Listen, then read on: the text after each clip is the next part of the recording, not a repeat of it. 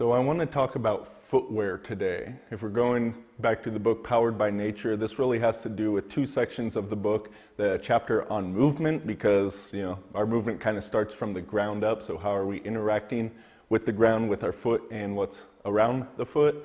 And then of course the earthing chapter as well. Most footwear of course blocking us from that electrical connection of the earth, which provides a whole bunch of benefits.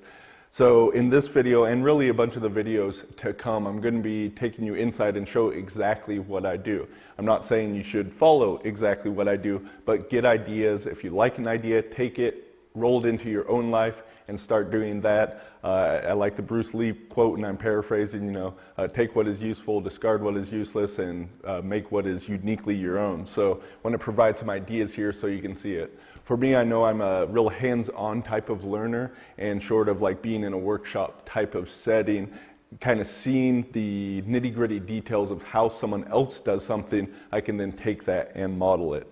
So the first thing that I wear predominantly is nothing, and socks, of course, and being actually barefoot are the same. Depending, right now you'll notice I'm in my garage in a sweatshirt and socks, so keeping a little bit warmer. That's of course important, but I am barefoot the vast majority of time. Now I do work from home, and so I do have that luxury of being able to do that. And I would recommend, while you're at home, if you do not take off your shoes, then you absolutely should. It's not even necessarily about just keeping the floor clean, as some people do it for that, but you don't need this cast around your foot while you're at home. So I would recommend being barefoot while you're at home, and being barefoot where you can at other times as well. Now it's in the winter months, and that really does change what I do with my footwear. I'd say there are 4 reasons for footwear. Of course, protection being the main thing. Our flesh, especially when it's not used to walking around outside, the ground can certainly hurt us. That's why we use rubber predominantly in shoes, is because it's a very protective material. Second reason is fashion. I'm not, as you can tell, I'm not big on fashion myself. Want to look good, but I don't like to sacrifice health and performance for fashion, so I'll be talking about that with some specific shoes, but that is a big reason that people do wear shoes. Then there's the performance angle, whether this is sports or athletics or different things. Certain different types of footwears absolutely can make a difference in what you're able to do. And lastly, health. And this is really the main lens in which I try to look through my footwear, is health, because realize that any shoe, essentially, this was one of the top podiatrists saying that no one can have a natural gait while wearing a shoe. That's kind of a big thing. So you got to understand that based on how our foot is, that's going to change the entire biomechanical reaction up the body, change our knees. Every single joint is going to change based on that shoe. So let's go to the footwear itself. Barefoot when I can, and then when I'm not barefoot, I try to be as close to barefoot as possible. My favorite footwear is these. These are Earth Runners. They're the Huarache style, so it is a sandal, but basically it's looped around the foot, so it's stay in place there. The problem with a lot of flip-flop sandals, right, is your big toe and your index toe, if you will, they actually need to wrap around that thing in order to keep this sandal on you. If you haven't worn one of these shoes in a long time and you don't do it, you'll notice your foot just doesn't have that pattern down. It takes a while to get used to. Otherwise, the flip-flop is just literally flip-flopping off your foot. So you actually want to avoid that. That's just kind of throwing a weird mechanical strain on your foot. So I would recommend avoiding that. You can have something like this, or just the thing over the top of the foot to keep the sandal on.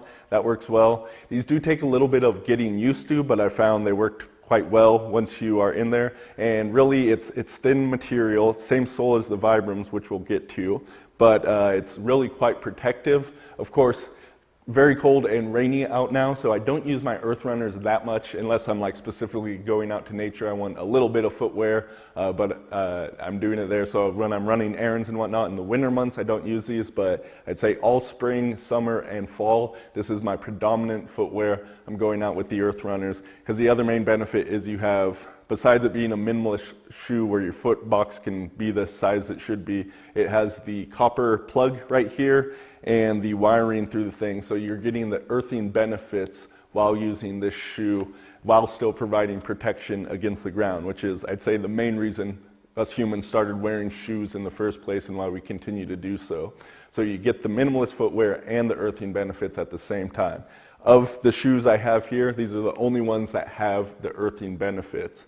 Hopefully some more models that actually work out pretty well will be coming online, but as far as I know right now, the only real earthing shoes happen to be sandal type material. So as I said, barefoot most of the time. These when I'm traveling around in the warmer months when I can do that and not so wet months. Other than that, I got a few different shoes here. I'd say my main actual shoe is the Vibrams here. So these, of course, the Vibram 5 fingers, you have slots for each individual toe. This allows you to get that natural foot shape that our feet are shaped rather than these weird shapes that other shoes take on. So with the Vibrams, of course, you do need to ease into this if you've been wearing shoes with heels a long time, or if you're a runner and then you just switch to these.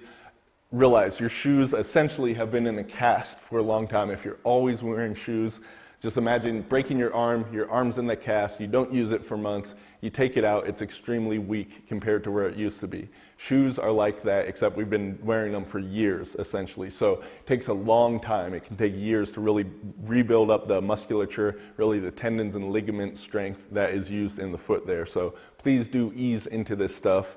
Otherwise, you can very easily hurt yourself. So the 5-finger shoe, it has that natural foot feel. You don't get the grounding benefit, but it's enough padding and whatnot. I actually make a joke sometimes that these are my dress-up shoes, and really often when I'm out and I can't just be wearing sandals, I will wear these. You'll notice I have the black ones. A lot of the Vibrams are those really gaudy colors, but I do like wearing these out, and every time I see someone that's also wearing these, I tend to give them a low 5, which is like a high 5, but with the foot.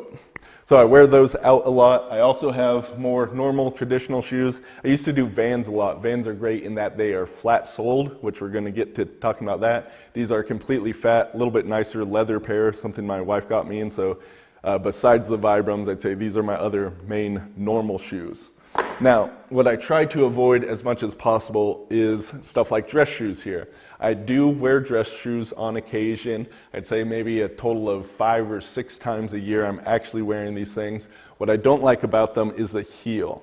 Now, as far as heels go, this is quite a small heel, and talking from a men's point of view, women have it much worse. I know my wife has not worn heels in a long time. Her and her friends talk about just how ridiculous that is, and I completely agree on that.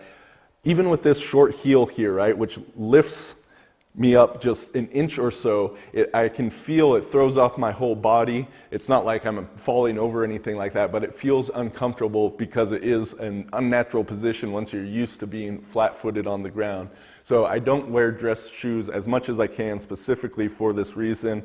You'll see that the toe box is smaller, although this is a lot less pointy than many other shoes are. So I did go for something that's wider here. It's fairly comfortable in this, but I try not to wear these.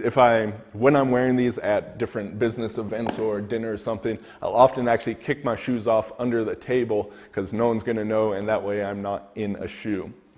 I also have boots. Really don't use these too often for those times when I do need more protection. These two have a bit of a heel. The other thing is with the boots, when you're coming up around the ankles, that can be good for providing ankle stability in places where you might need it. But recognize that if you're always wearing something like this, your ankles are going to lose mobility, going to lose that self-generated stability too. So you want to somewhat avoid that.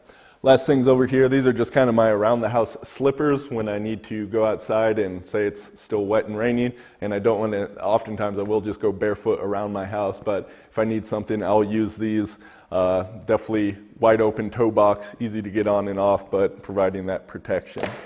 So this is, I believe that's all my shoes. I might have one more pair of the Vans, something similar like this. More shoes than I want to own, but I seem to keep piling them on. But really this covers all the different ways in which I might need to interact with the ground. So once again, the big things is just having that natural position for the foot, which comes down to a wide toe box, allowing the toes to spread, having a flat heel so that the normal arch of your foot can naturally work, and then trying to get those earthing benefits by being actually barefoot in the first place, or using something like the Earth Runners, which I'll provide a link to these specifically below because I think the guy's doing good work and want to support him.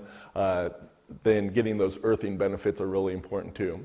Hope you learned some things about footwear and what I do. If you have any questions on this topic, post them down below and let's get the conversation started. Before I go, something I forgot to mention about the Vibram 5-finger toes. The first time I ever got these, I used them a lot for working out, especially doing hill sprints. Found them really good for that. I haven't been doing a lot of running recently, so this is actually my dress-up pair. This is my nice pair. I wouldn't want to work out in this and then also use it going out social. The one thing about Vibrams is they tend to stink really badly. If you use them for working out, they're going to get smelling bad, and you cannot get that smell out no matter how much you wash them. So something that really helps with that is wearing socks with them. That's what I do with this pair. There's probably other brands, but this sock, it's a 5-fingered sock, so you have the toes in the sock as well. It's Injinji, I-N-J-I-N-J-I. Injinji socks, have a whole bunch of pairs of these, so when I'm going out and about, the socks make it so that the Vibrams don't smell bad. You get your sweat in the socks. It doesn't really get into the shoes. I actually don't think I've ever washed this pair, so the socks work really well for this. But I would say if you do like to work out in your Vibrams and you also want to wear them out and about, I would definitely go for 2 separate pairs in doing that. That will work a little bit better. And then with the workout pair, you can do it without the socks. One other thing regarding the toes here, I feel like it's so easy to slip my foot into these, but in the beginning it's not necessarily so. And the toes are naturally much more spread, which is weird why we have our shoes with the toes all pointing together, where it really molds our foot into that form. So once you get a more natural spread, have this toe box, it should be easy to get them in and off. And if that's not easy, then that's a sign that you could really use this help. So actually wearing the Vibram 5-finger is going to help space out that toes just by having that little bit of space between the toes. It's going to force them out a little bit, so it can be helpful in correcting the foot, as it were, using that. So that's a little bit more about those. Socks really help with the Vibram 5-fingers.